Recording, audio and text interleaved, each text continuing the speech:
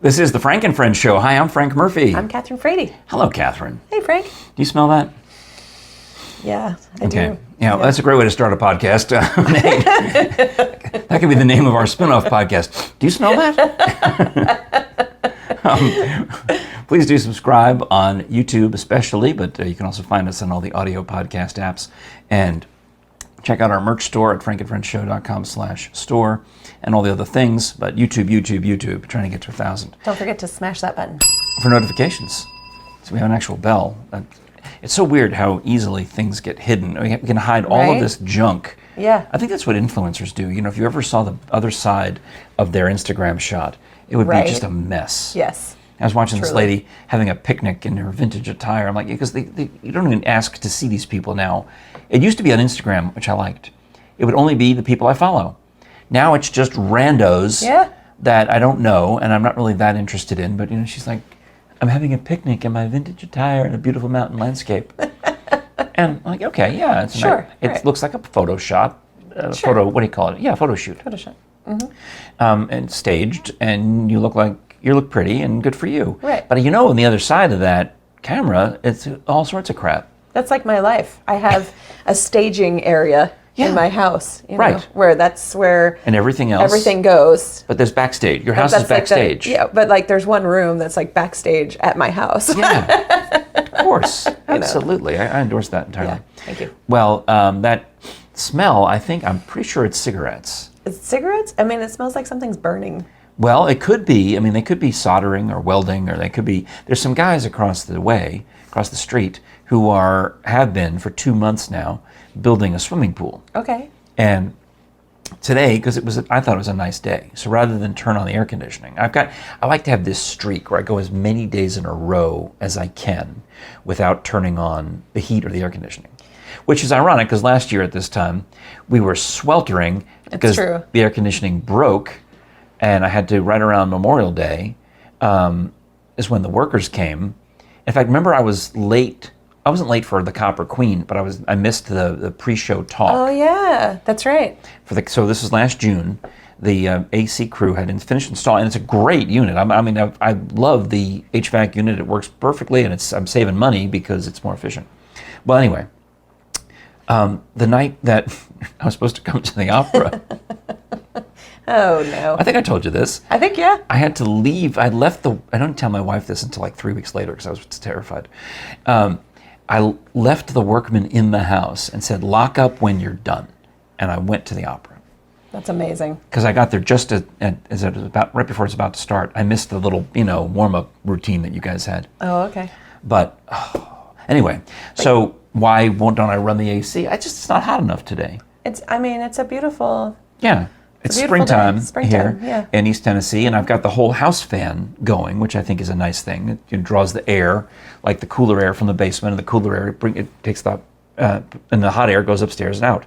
Well, I have the windows open in such a configuration so that the hot side of the house is closed and the cool side of the house is open. Nice. Well, the cool side of the house I'm just bringing in cigarette smoke or something. There's smoke coming in. And I thought, is the house on fire? So I opened the front door. And you can smell it coming from across the street. So there's guys over there, and I guess that's what they do. You know, they're working hard, and they're building a swimming pool, and they maybe have a cigarette dangling from their mouth or whatever it is. But I think that they'd be having to smoke quite a lot to bring that smell across the street. But it's also possible that they're doing something with, you got to, connect the pipes and maybe use a flamethrower or whatever it is. That seems more likely to me. Blowtorch. Whatever it is, I don't even know, but they're doing it. Throwing flames. And that's more likely. And this family, you can tell this family, they're dying for this pool. They're just dying for it. They're a beautiful family. I think I've told you about them before. The Foxy lady? Yeah, mom and dad and 2 kids and a dog, and they're just delightful. The dad gives me gardening tips. Mm-hmm. Lovely people. So he came over. He said, I want to let you know, this is like months ago, I'm going to be disrupting the neighborhood. I'm like, you? You're not. It's like, well, we're decided we're going to go ahead and do it. We're going to have a pool put in the backyard. And my first thought was, is he mad that I never invited him over? I mean, that was definitely why he was telling you. That's what I first thought. I'm putting in a pool. You're not invited because you have your own. And the reason I'm having to do it is because you never invited me over. Right. So I thought that. Also, you owe me some money so that I can support this pool now. So they're digging. They started in March digging out the pool when the ground was still frozen. They're digging it out, and then digging, and they come back. They pause for a few weeks, and then a little bit happens. I mean, they got a porta-potty delivered the first day the construction was supposed to start. This porta-potty gets delivered, and I'm noticing all this because I work at home, right? It makes noise. Right. So I was telling the guy, I said, the porta-potty got delivered, and then another guy showed up and dropped off some materials, and he looked around, and then he used the porta-potty. So know that it's been first day it got used by somebody. And I thought that's clever because, frankly, I've had plenty of workers at my house and I never thought to get them a porta-potty. It's true. They would just go stand behind the fig tree. Right. Or come inside. You had one guy come inside, I remember. Oh, I forgot about that guy. Yeah, from the insulation company. Yeah. Yeah, that creeped me out because he was in there too long. He was on there a long time. He was in there too long for number one. Yeah. Well, so that makes sense that the porta-potty then. Well, so it's gone on, and they, you got to put the electricity in there. You got to put the pipes in there. You got to, concrete trucks have been multiple times. Mm-hmm. Sand has been delivered. They've hauled dirt here and there. Well, the poor kids, it's now getting, the week before Memorial Day, the kids have started inflating their pool toys. That's amazing. Like they're out in the front yard batting a beach ball around. Oh my gosh, they're just like lounging in their floaties like on the front lawn. Yeah. Yeah, and I'm looking around and you can still see the tops of the heads of the workers because they're down in the pool. Still, there's no water in the pool. Right. In fact, I don't even think they could put a drop of water in until he has to rebuild the fence. They had to tear down the fence so they could drive all the heavy equipment in and out. Wow. So he's got to rebuild the whole fence because it has to be, to code, right? Has to be. He came over. I said, "You want to come over and look at my setup?" Because I don't know if I could really help him. Because he's gonna have a much newer pool than me. And I said, "But there's two types of covers you could get. You got to think about your fence and your gate, and you got to think." And I said, "What about the nets? Have you thought about all that?" Right. So I haven't even thought about that yet. Some of it comes with the pool. That's good. I'm cynical. I'm thinking they'll upcharge him for the net and the pool vacuum or whatever it is, and they'll give him. And the ones you buy at the store are cheapo. I've bought so many nets over the years. Finally, I found one online that was the one that the professionals use. Okay, nice. So I was going to tell him, just get that one. Right. It costs more, but it'll last longer. Yeah. Save you. And it's got a warranty. I'm on my third one. Okay. I used to keep telling him, got another hole. That's amazing. So send me a new one. Did you give him all the tips on the chlorine? Well, I at that point, when we talked about this in March, he hadn't decided. Didn't know if he was going to do salt or chlorine. There's two different ways to. I think he might have done salt. Interesting. Yeah, you use salt instead of chlorine. Okay. Because sodium chloride, it has. Similar. Yeah. Right. Yeah. And I don't even know how that chemically works. I have to call Dr. Frank Jr., PhD, have him explain it to me. Right. Yeah. We could have him call in, and that's what we should do. We should call him and have him speak on the podcast. That'll be the spin-off podcast. Chemical engineering and you. And what does that smell? Yes. Oh, that's a good one. Mm-hmm. They said hi to you. They told me to tell you hi when I went over to Channel 6. Oh, okay, great. I was, so picture me. Hey. Picture me. I've started working in my pajamas because I've gotten really lazy. Okay, about this. I come down, have to make the coffee, and maybe go outside and putter around, put the pool vacuum in, or whatever it is I'm doing. But I'm still, kind of look morning grungy, not unpresentable. That's how I'm trying to describe myself. Yeah. But I get started on the radio show or prepping it. I got to look and see. I got to make it for the Knoxville show. I got to make sure I have a minute of talk time. So I have to maybe delete a song or two. So I have 1 minute of talk time left. Okay. And for the New York show, someone else does it for me. In New York, nice. Up Lake George, New York, and they leave me 3.5, 4 minutes an hour to talk. I'm like, that's too much. That's dangerous. You asked for it. I'll deliver. So, I'm puttering around and I get an email all of a sudden from Dakota over at Channel 6. He's like, "Hey, are you available to do Living East Tennessee today?" And I'm thinking, I still have to do 2 radio shows and shower and get presentable and trim up and to make everything look TV ready. But I said yes, because I like deadline pressure and I'm crazy. And you like being on TV. I so, do. I love it. I I love it. So I did say, look, I said, I'm a little worried about getting there by 2:30 for the call time. He says, don't worry, I'll put you on at the last segment. You don't have to be here till 3:30. We know that you're, and because if I say I'm coming, I'm coming. Right. So that once I had that, like, I was there by 3:15. Sure. I'm like, okay, I almost was there by 3. Just a matter of, had to take care of one more thing before I left here. Right. Yeah. So when I get over there, and the show has already started, because normally when we go on that show, Living East Tennessee, they want us there half an hour before, and we're just hanging out. We're sitting in the studio, right, in the chairs, mic'd up and talking and behind. There's all these chairs behind the cameras. Well, they have there's a set every which direction as a set, but they're not always using the kitchen set, or they're not always using the table set. So whichever they're not using, you sit there and wait until you go on, and then you walk over and sit on the couch or the fireplace, wherever they're going to be. Well, this time I walk in, they're already doing the show, but I can't go in until there's a commercial break. Did you go in the back door again?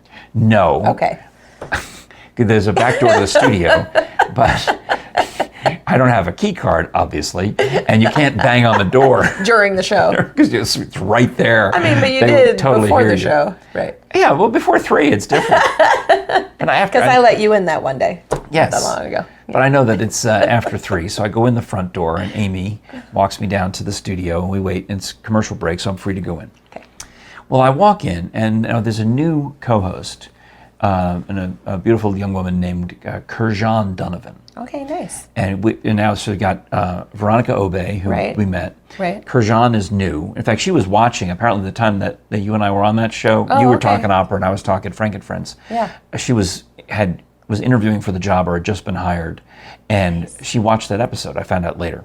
Nice. But at this point, I don't know any of this. So she's standing there with these ladies from Children's Hospital and from Kendra Scott Jewels, and they're about to do a jewelry segment.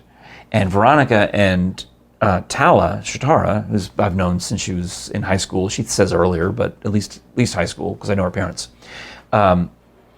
they're waiting just off camera because they're going to come in at a certain point and model earrings. Nice. These Kendra Scott earrings.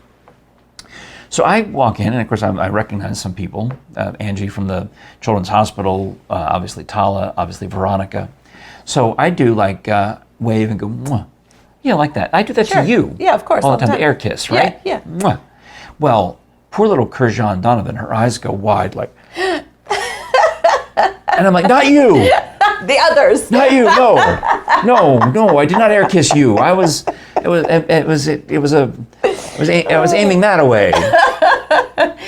Did it curve like your air kiss? I didn't think it did. It came out and then went. I don't know. Maybe I heard it. Obviously, there's a little bit of a commotion because they're all like, "Oh, hi, it's Frank," and everyone in the room knows me except for this poor girl. Is what it felt like. Yeah. So then they tell me I'm going to do the interview with her. Nice. And Tala. Fantastic. So the two of them are going to do the interview. So the course of it, I'm there for now 45 minutes, half an hour before I'm going to go on, 3:15 to 3:45. I'm just chilling and hanging out. Yeah.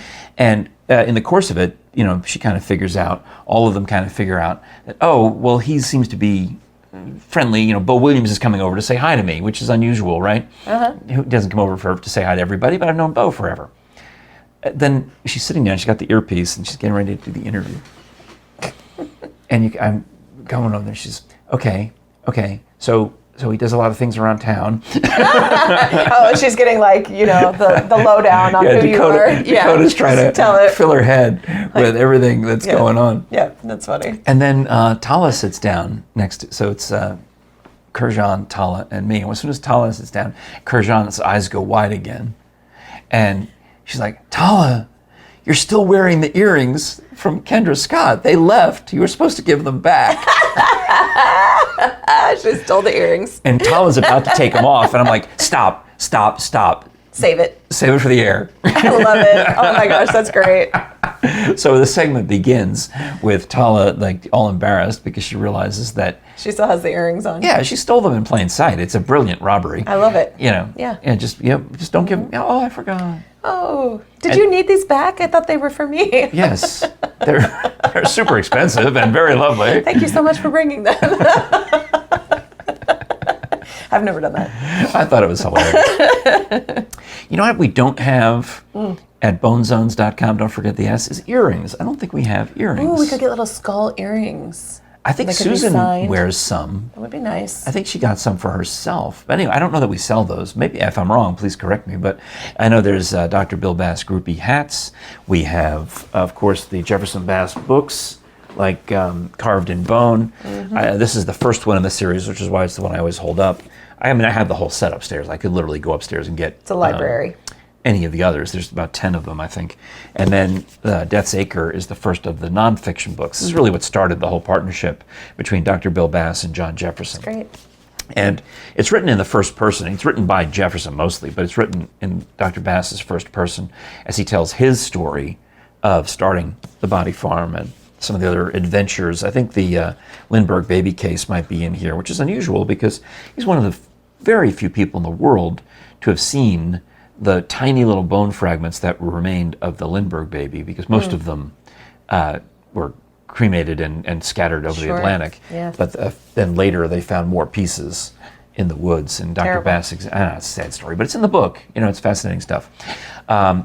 So check out all of that if you're into forensics, if you're into science. And if you're just a fan, Dr. Bass's work and you want to show off by wearing the hat or... Get a paperweight, right? Yeah, the silver skull, it's autographed. The resin skulls, this is it. They had enough of these that I could display one. But I'm fascinated by it. It was my idea, I think, to get these lifelike resin skulls.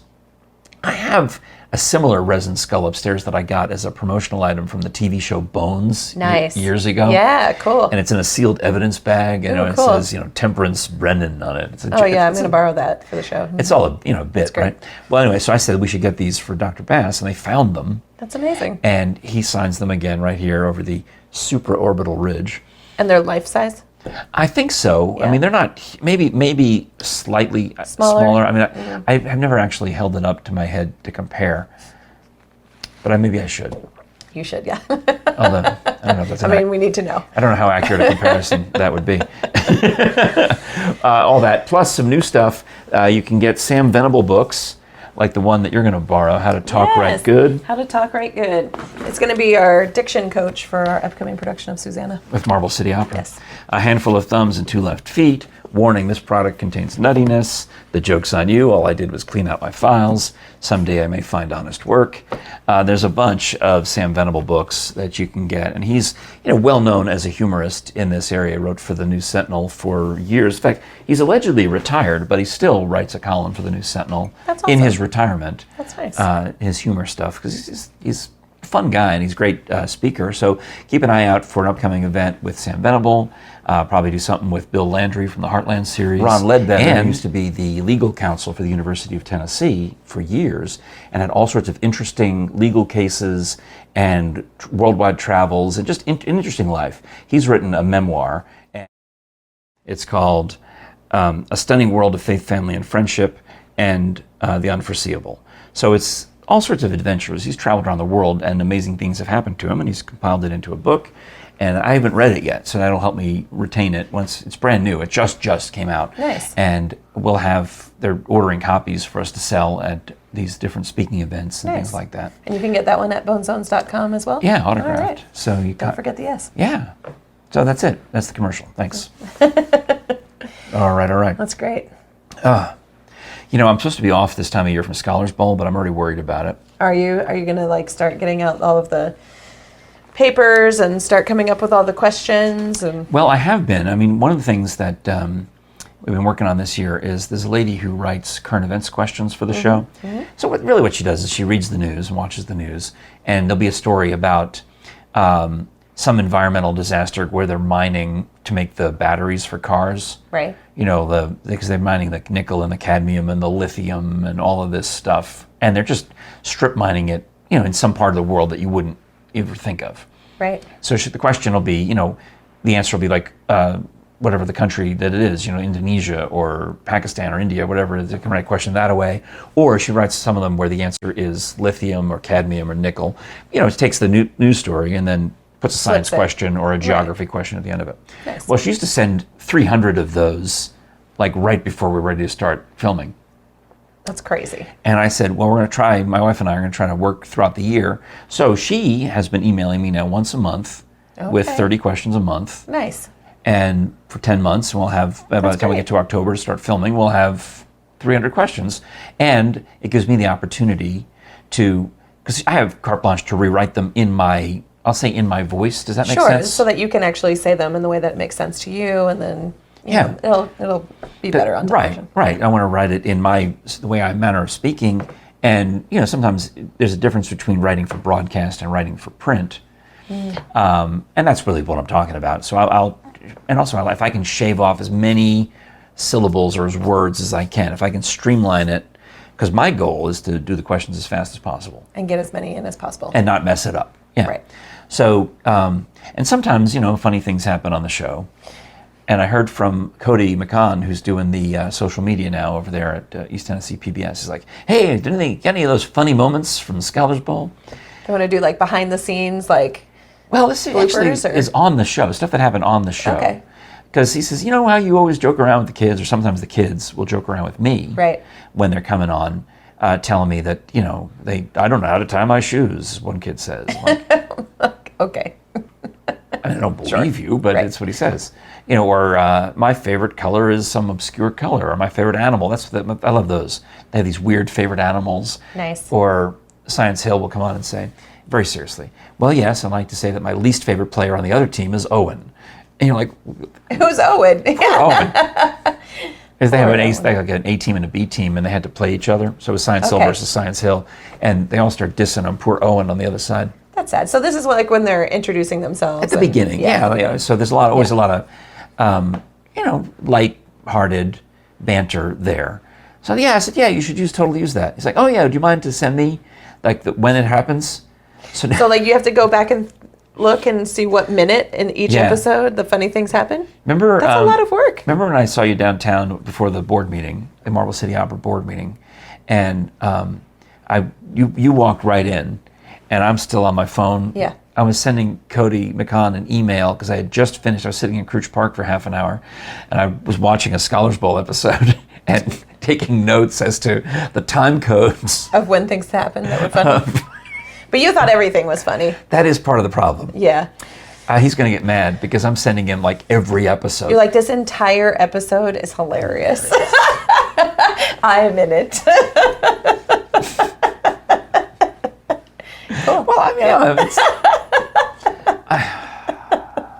it's true though, because I can't help it. But also, I noticed a recurring theme because there's a couple things that I did multiple times. I don't know how they're going to edit it. So if it's something that strikes me as funny, you know, like this happened multiple times on the show where some kid says they're in the band, right? Sure. And then I'll say, well, you're any good? Are you any good? And they're like, yeah, I think so. I mean, these are the top of the top students. You know, they can do everything, right? I said, well, you're any good at playing the trumpet? I mean, you know, oh yeah, I think so. Or another twist on the same thing is there'll be a kid in the band, and then the 2 kids later you find out that's the drum major. So I say, oh, is that kid any good? There you go. It's just stupid. Yeah. But the whole point is to get them to not Loosen be so up. stressed before they go on and answer these hard questions. Yeah. And I didn't realize how many high school quiz shows are still in existence around the country. I have no idea. How many are there? Well, there's a list on Wikipedia. I didn't count the number, but there are a lot. But it was a significant number. Huh. And the reason I thought of this is I saw on social media, I started following a couple of these other quiz shows. Like there's high school quiz show in Boston. Okay. And they got money up there. Yeah. Yeah, and they also have a radio guy as the host, and he's really good. And I'm saying I'm thinking there's is he something funny? In common. Can you send his like little clips also? Brilliant. That's exactly what we should do. Yeah, Billy Costa, he's famous in radio too. I mean, let's just send Billy Costa clips. There we go. Yeah. You're like, oh, I thought you just wanted me to send you funny clips of things that I liked. Right, that's what it is. You can send him things on Frank and Friend show. Yeah. You know, there's some other random things that have. But one of them had a link to CBS News. Okay. CBS News did a story about high school quiz shows. Interesting. I mean, I wish I was on it, but I wasn't. But it doesn't matter. I mean, like the poor guy in Arkansas, they got half a second. It was just like not even their logo. It was just like the countdown to the game beginning, and you could see in the Arkansas PBS. Interesting. So they got like nothing. Right. And this guy in Vegas, who seems to be like the funny weatherman who wears a bow tie. Nice. In Las Vegas. Okay. He also hosts the high school quiz show on Vegas PBS, and he's also very good. But he's a broadcaster, you know? And without throwing anybody particular under the bus, I started watching some of these other episodes. There's sometimes you get the history professor, and he just reads the questions like this. Well, that's funny in a different way.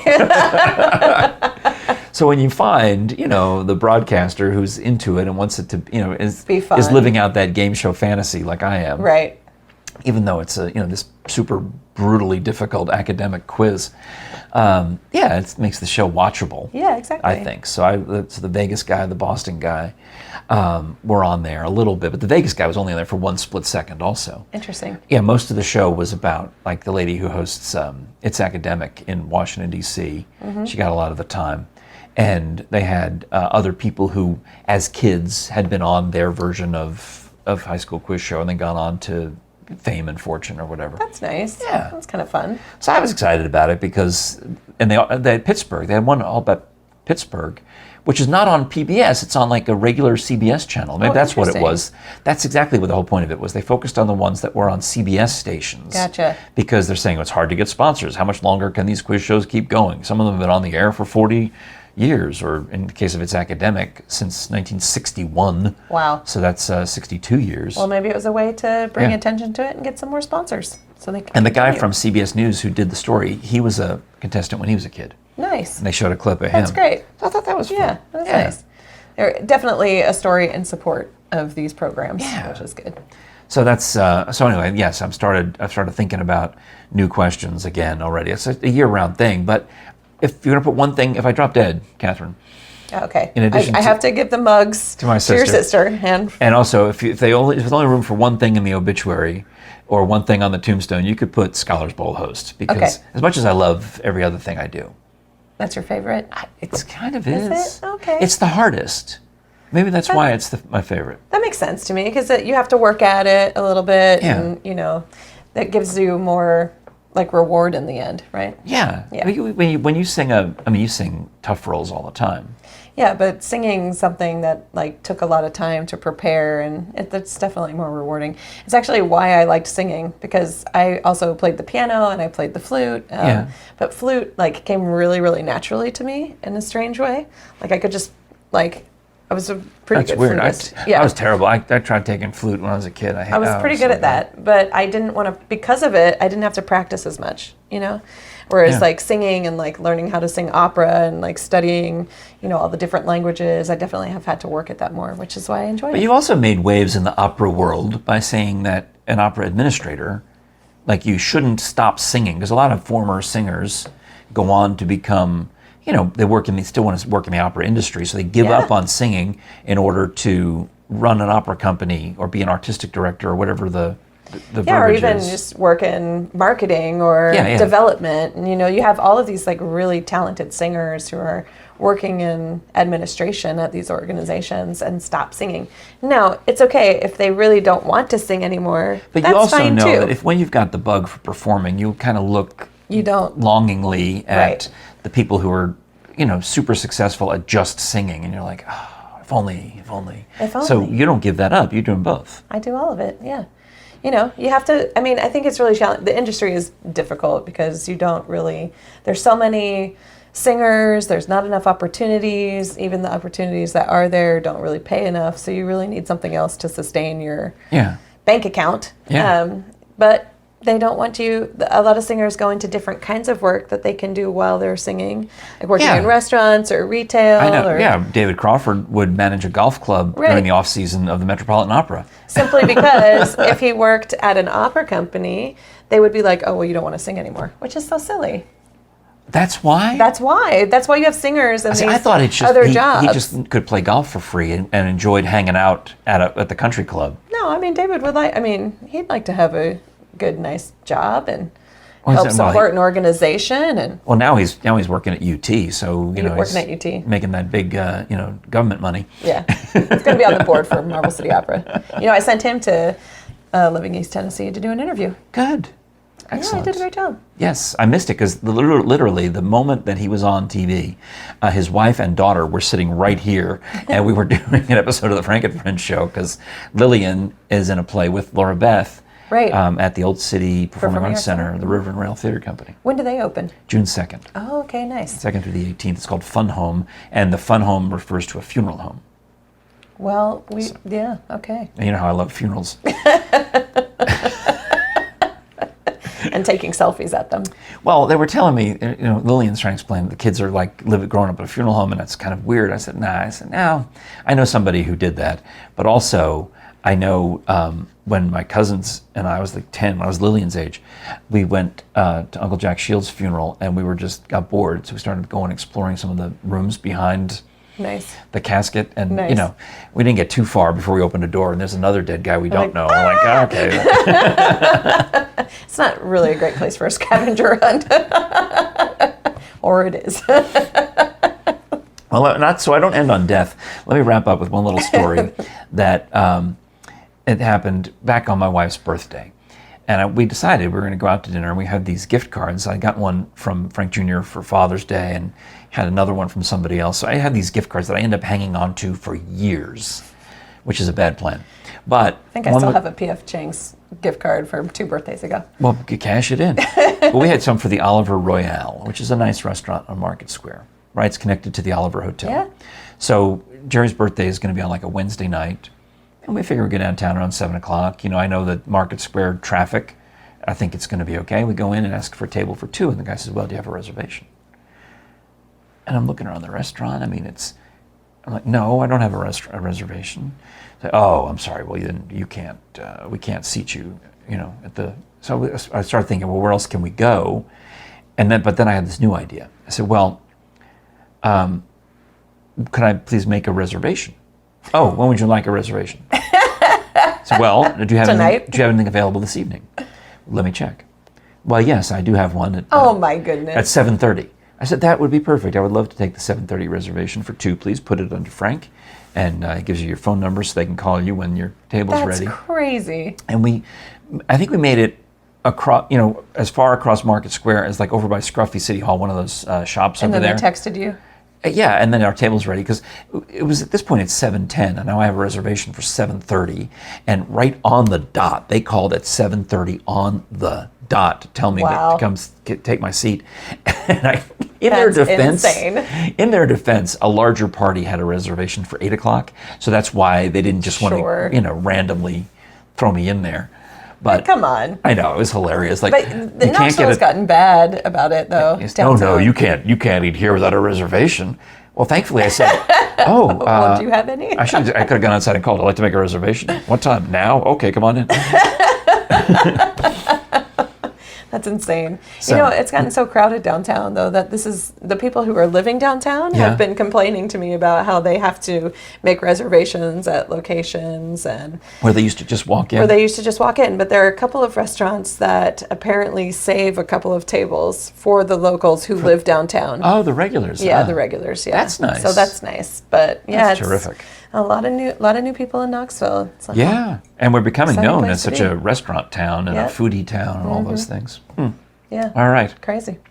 Well, if you enjoy the audio entertainment, and I hope you do, because you've made it this far, check out audibletrial.com/FrankandFriendsShow for a free 30-day trial, a premium membership for 30 days, where you can sample all that Audible has to offer, get the MP3 code, or download rather. You get 1 credit for an MP3 download every 30 days, or every month, I guess. And you can use that during your free trial. Why not? If you're going to hang on, you can bank it and use it for another audiobook that has multiple credits because it's a bigger book, right? Right, sure. Or however you want to do it. It doesn't matter. It's up to you. It's your account. And you just stay a member until you decide you don't want to anymore. But most people hang on to it because it's so versatile. You can listen, in your AirPods while you're going off to sleep. You can listen on the Amazon Alexa. You can listen on in your car. In the car, on the Audible app, whatever. There's multiple ways to listen, not only to audiobooks, but podcasts and new custom entertainment created just for Audible. It's part of Amazon.com, so they're, it's like much like when they make a new show for Right. Amazon Prime TV, they make new shows, audio shows for Audible, so it's all good stuff. Yeah. So check that out at audibletrial.com/Frank and Friends Show, and you're supporting us when you do that. We get a couple of pennies if you sign up for the free trial. So, hey. Which is awesome. Why not? We also get a couple of pennies when you buy something at our Frank and Friends merch store, which is on our website, frankandfriendshow.com/store. Like, the towel folding fairies have been in. That's the nicest folding. I know. That's nicer than the normal towel folding fairy does. The towel folding fairy was very talented this time. Yes. Beautifully done. Thank you. I mean, yeah, I remember when it was on the floor in a pile. It seemed like it was just minutes ago. I appreciate that. Plus, we got the mugs, we got the hats, we got T-shirts, even hoodies. Like if you're going to a concert in Cherokee That's right. Caverns to see Kathryn sing on August 19th. of 2023, you can get a hoodie and wear that because it's only 58 degrees down there That's in the right. cave, We even in made it. August. Mm-hmm. And you can learn more about Kathryn and Marble City Opera at marblecityopera.com. Yeah, you. That's it, right? I think so. Okay. Don't forget to share with your friends, like on Facebook and Instagram and YouTube especially, and don't forget to subscribe.